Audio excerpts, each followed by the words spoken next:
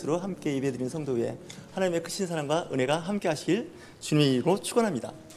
말씀은 디모데전서 1장 말씀입니다. 디모데라는 사람에게 개인적으로 사사롭게 쓴 편지입니다. 근데 이 개인적으로 쓴 편지가 신약 성경에 들어왔다는 걸 여러분들 좀 신경을 쓰셔야 됩니다. 여러분들 서신을 받았는데 그 서신을 남들 보라고 읽어보라고 하시는 분들 계신가요? 흔하지 않습니다. 웬만큼 해서는 자기가 받은 편지, 쓴 편지를 보라고 하거나 회람하는 경우는 드뭅니다. 오늘 디모데전서도 사도 바울이 사랑하는, 여기서 보면 참 아들이라고 합니다. 자기가 낳은 아들이 아니고요, 어떤 영적 아들입니다. 선교 여행 중에 전도에서 양육한 디모데, 이 사람을 뭐라고 이야기하냐면 믿음 안에서 참 아들 된 디모데에게 편지하노니 1장 2절에서 이야기합니다. 그 얘기는 아들은 아닌데 내 영적으로 사랑하는데 그 아들이 참이라고 하는 앞에 수식어가 붙습니다. 그래서 오늘 말씀을 보면 사도 바울이 개인 간증을 디모데 제자, 후배 목사님에게 쓴 편지입니다. 내가 과거에는 어떤 사람이었는지 아니? 나는 전에는 비방자였고 박해자였고 어떻게 하면 폭행을 하는 자였다는 겁니다. 그러니까 하나님을 믿는 사람으로서, 유대인으로서, 바리새인으로서 하나님 말씀을 지켜 행하는 율법으로 완전했던 자기가 돌아보니까 그렇지 못하는 사람을 비방했고 더 나아가서 핍박을 했다는 거죠. 힘들게 했다는 겁니다. 그리고 폭행까지 했다는 겁니다. 여러분들 잘 아시는 것 같이 사도행전 7장에 보면 스데반 순교자 집사가 나올 때 이때 사도 바울이 등장합니다. 처음 등장하는 거나 마찬가지입니다. 그런데 보니까 이 스데반이 하는 설교에 이를 갈면서 그를 돌로 칠 때 그때 아마 그 OX 투표를 한 것 같습니다. 성경에 안 나오는데 거기에 자기가 가했다는 얘기는 옳다고 한 거 봐서는 죽어 마땅하다는데 가표를 했다는 얘기입니다. 그 얘기는 스데반이 순교할 때 현장에서 저 스데반은 죽어 마땅하다 이렇게 했던 사람입니다. 거기까지 끝난 것이 아니라 그는 제사장이라고 하는 대제사장이라는 사람에게, 직분자에게 공문을 갖고 예수 믿는 사람을 체포하러 다녔고요. 그리고 감옥에 가두고 고문했고 죽이는 데 내놓았다는 겁니다. 그래서 과거 이야기를 할 때 보면 과거에 내가 이렇게, 요즘 말하면 그런 얘기입니다. 나 요즘 예수를 믿는다고 하면서 교회 직분자로서, 목회자로서 하나님 말씀대로 산다고 했는데 그 말씀으로 많은 사람 힘들게 했어. 비방했고 심지어는 폭력까지 휘둘렀던 사람이야. 그렇지 못한 사람의 멱살을 잡았던 사람이 바로 나였어라고 사도 바울이 후배 목사님께 사사롭게 지금 편지를 쓰고 있는 것이 디모데전서입니다. 왜 이런 말을 했을까요? 이미 세월은 많이 흘렀습니다. 세월은 많이 흘렀음에도 불구하고 순간순간 과거를 생각하면 힘들고 불편하고 어려움이 있는 거예요. 그런데 이 사도 바울은 예수님을 만나게 됩니다. 예수님을 만나게 해달라고 기도한 사람이 아닙니다. 오직 하나님께만 기도했던 사람입니다. 그때 기도가 뭐라 했을까요? 저 예수를 믿고 따르는 저 사도와 그 제자들, 이단들인데 저 이단들을 색출해서 잡는데 지혜를 달라고 그렇게 기도했을 겁니다. 그랬는데 예수님을 만나는 겁니다. 예수님을 만나서 눈이 멀고 거의 3일 동안 식사도 못하고 사실 정신이 없는 상태에 있을 때 그가 깨달은 바가 있습니다. 제가 여러분들에게 말씀드리는 건 저한테도 적용되는 말씀인데, 이 신앙생활 잘한다는 것이 자칫 잘못하면 공동체를 위태롭게 만들 때가 있습니다. 내 가정도 위태롭게 할 때가 있습니다. 왜냐하면 한 가정이나 한 교회 안에서도 믿음의 등급이 좀 다릅니다. 믿음이 좋으신 분이 있는가 하면 믿음이 안 좋아서 불가지론자 같은 사람들이 있습니다. 그러다 보면 믿음이 좋은 분들이 믿음이 그렇지 못한 사람을 은근히 압박을 가할 때가 있습니다. 그러다 보면 복음에서 멀어지는 경우가 있습니다. 사도 바울은 강박증이 있었고요, 조급증이 있는 사람입니다. 아무리 봐도 그분한테 붙어 있는 게 그겁니다. 선교를 하던 양육을 하던 급해요. 그래서 급하다 보니까 그렇지 못한 환경에 있는 사람들하고 자꾸 다툼이 일어나요. 싸움이 일어나요. 그 선교 사역을 보면 말씀 전하다가 반대파를 만나면 그 자리를 피하고 도망가고 이런 일도 계속해요. 근데 성경은 그걸 기록하고 있습니다. 그러면서 또한 돌아보면 내가 너무 사람들한테 힘들게 하지 않았을까? 어렵게 하지 않았을까? 사도 바울의 그 사역 가운데 많은 사람들이 따라다닌 것도 사실이지만 또한 많은 사람들이 그를 떠난 것을 성경에서는 기록하고 있습니다.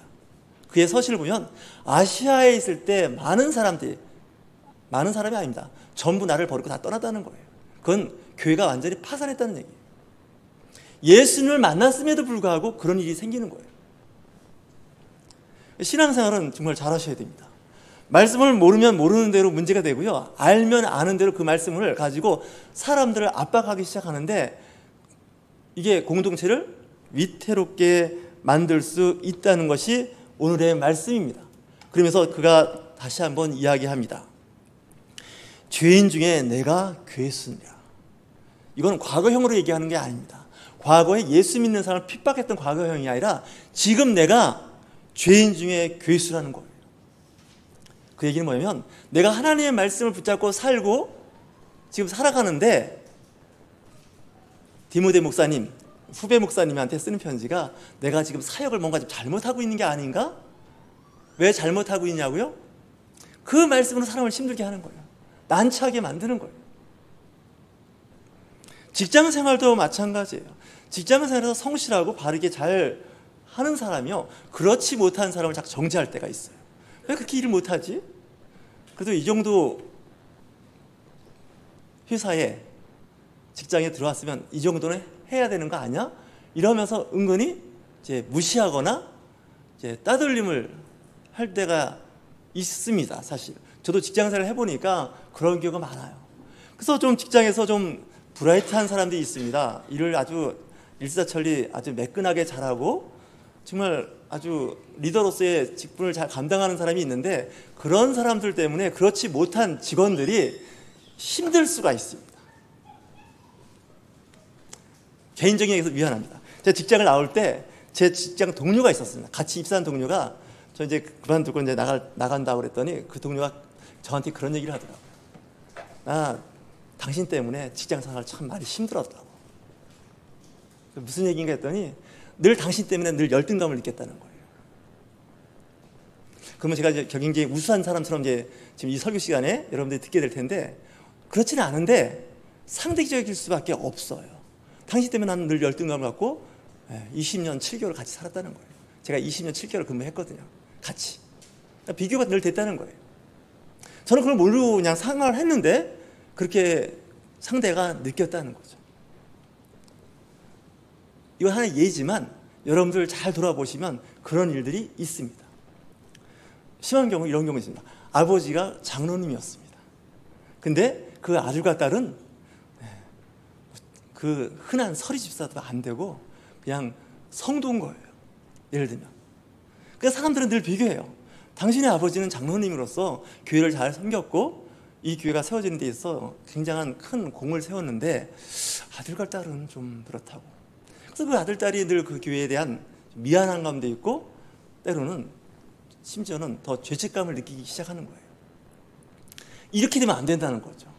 그분은 그분대로의 역량이 있어서 그 일을 했지만 그렇지 못한 사람들은 그렇게 하려고 노력은 하겠지만 안 되는 거에 대해서 너무 이렇게 좀 요즘 현대형으로 보면 디스하시면 안 됩니다. 신앙생활도 마찬가지입니다. 이 정도 신앙생활하고 잘하는데 왜 당신은 직분자로서 그렇게 못해? 그러면요 스트레스 받습니다. 그분은 그분대로 나름대로 사정이 있는 겁니다. 그렇지 않겠습니까? 예를 들어서 안수 집사님, 서리 집사님들이 새벽 기도도 안 빠지고 수요 예배에 금요철에 안 빠지고 나오는데 장로님 권사님들이 가끔 안 나온단 말이죠. 가끔 안 나오는 것까지 이해하는데 아예 안 나온단 말이죠.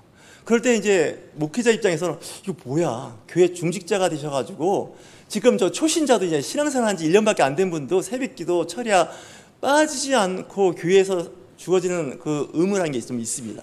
직분자들이. 그걸 다 알았는데 왜 못하시지? 이렇게 이제 생각하기 시작하면 교회 공동체가 좀 삐그덕거리기 시작합니다. 그럴 때 여러분들은 아마 잘은 모르지만 나름대로 사정이 있으실 거야. 좀 힘든 일이 있을 거야. 이렇게 생각하시는 것이 성경적입니다. 제 생각이 아닙니다. 성경적입니다. 그래서 예수님께서는 그 말씀을 성경에서 여러 번 하십니다.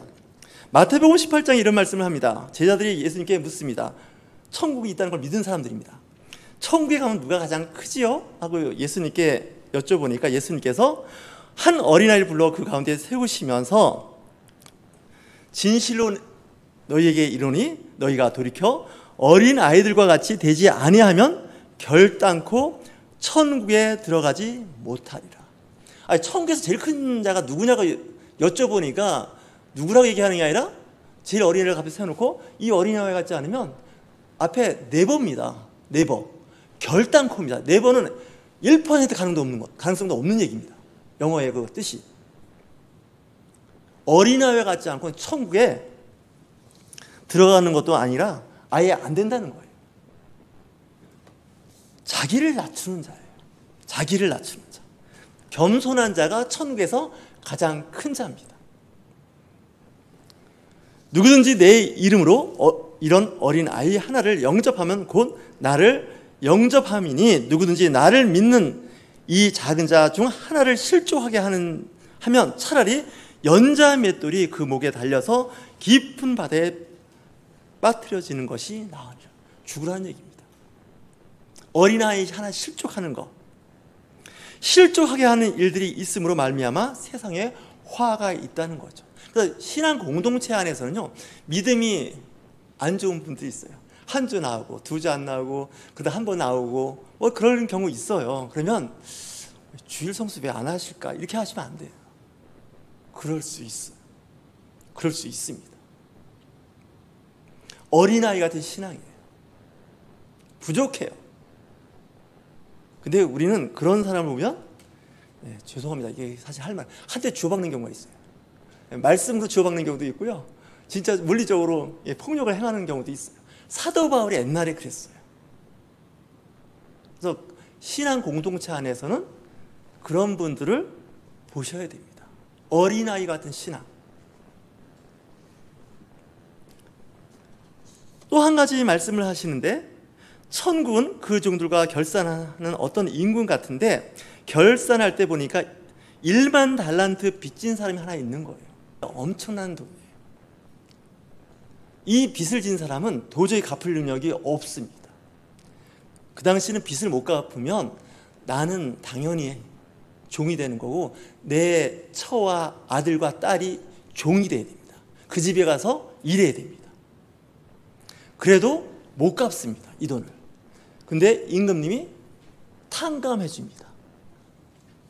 그랬더니 이 사람이 탕감 받고 나서 어떤 일을 벌였냐면 나가서 채무자를 만났습니다. 그 채무자는 300데나리온 받을 수 있는 사람을 만난 거예요. 빚진 사람을 길에서 만났습니다. 그런데 이 사람이 멱살을 잡는 거예요. 목을 잡고 갚으라고 하는 거예요. 사람들이 좀 민망한 거예요. 거기서 길에서 망신을 줘가면서 하는 모습을 봤을 때 그 임금이 그 소식을 듣고 다시 갚으라고 얘기를 하는 거예요. 이거 잘 들으셔야 됩니다. 우리는 예수 그리스도를 만나서 죄를 용서받았습니다. 천국을 갈 수 있는, 영원한 나라를 갈 수 있는 기회, 특권도 받았습니다. 우리는 용서를 받았는데 그 용서받은 것에 대해서 까맣게 잊어먹고 내게 어떻게 보면 빚진 자, 용서함을 받아야 할 사람들에게 용서하지 않는 거예요. 항상 내 마음에 미움과 원망과 저주를 갖고 사는 거예요. 이걸 우리는 모순이라 그래요. 자기는 용서받고 탕감받은 것이 많은데 나는 상대방을 그렇게 하지 않고 있다는 거예요. 누가 그렇게 하지 않고 있다고요? 크리스찬들이 그렇게 하고 있다는 게 문제예요. 어차피 교회 안 다니고 세상 사람들한테는 그다지 뭐 할 말은 없어요. 근데 그리스도인들이 지금 그렇게 신앙생활을 하고 있는지도 모릅니다. 사도 바울은 자기도 그런 것을 생각한 것 같습니다.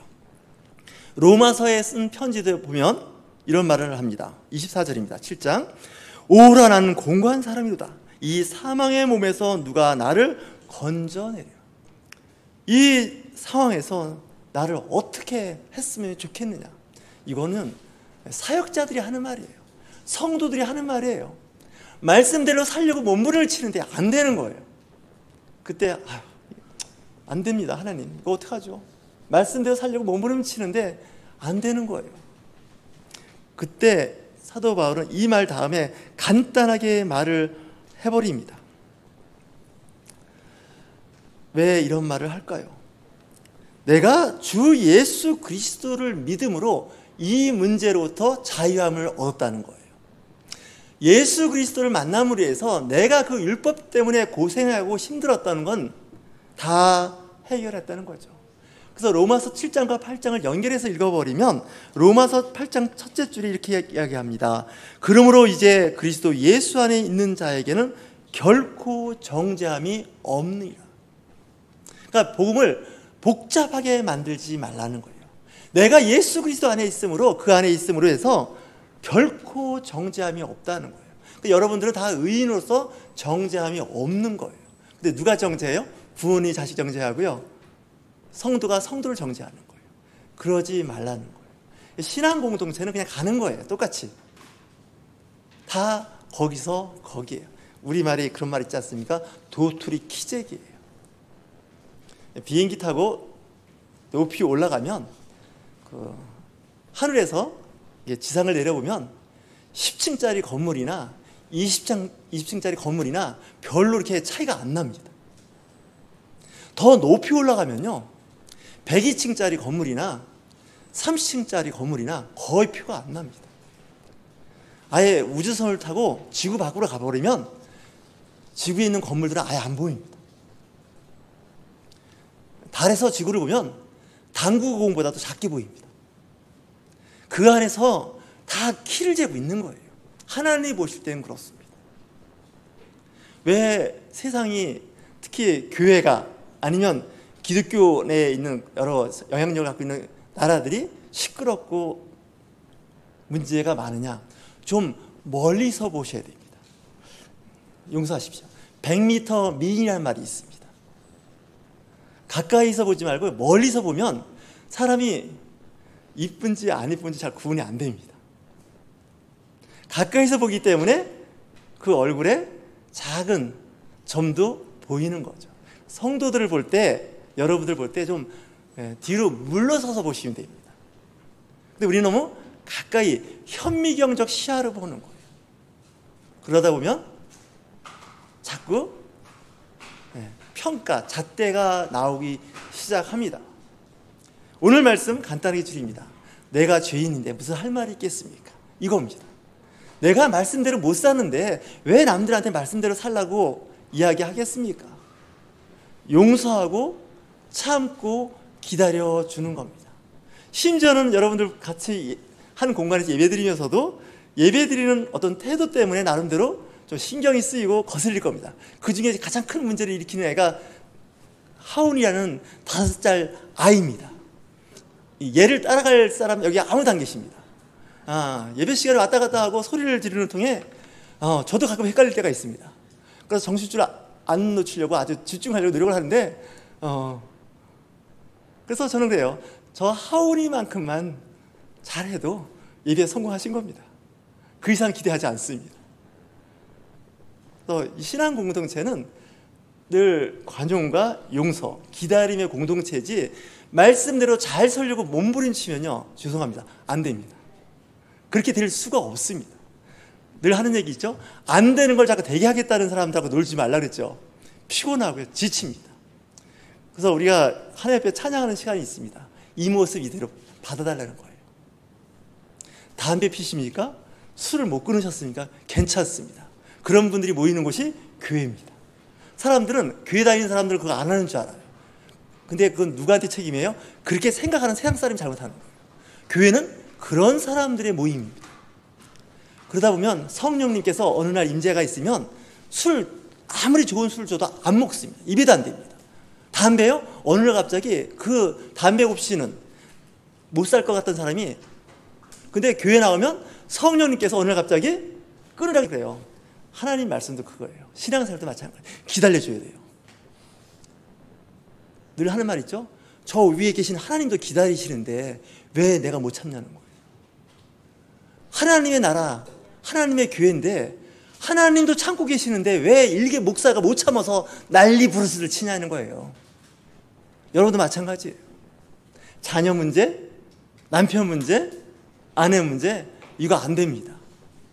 제 아내하고 30년 넘게 살았는데요, 저는 많은 걸 포기하고 삽니다. 근데 제 아내는 그 말하면 나는 당신보다 더 많은 걸 포기하고 산다고 얘기를 하는 거예요. 그러니까 신앙생활은 뭐냐? 포기하는 게 신앙생활이에요. 포기생활. 말씀 붙잡지 마세요. 말씀도 내려놓고 그냥 포기하고 사세요. 나는 죽고 예수로 산다. 이게 끝이에요. 성경은. 율법의 그 문자 한 줄 한 줄 컨텐츠를 끌고 올라오기 시작하면요, 이건 싸움밖에 안 됩니다. 예수 그리스도 한 분으로 만족합니다. 그분이 하실 겁니다.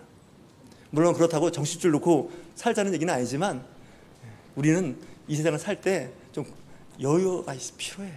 기다림이 필요해요. 포기가 필요해요. 그러다 보니까 그리스도인들이 암 걸리고, 그리스도인들이 대사성 질환 걸리고요, 신경쇠약에 몸이 다 망가지고 있더라고요. 저는 나름대로 생각을 해봤어요.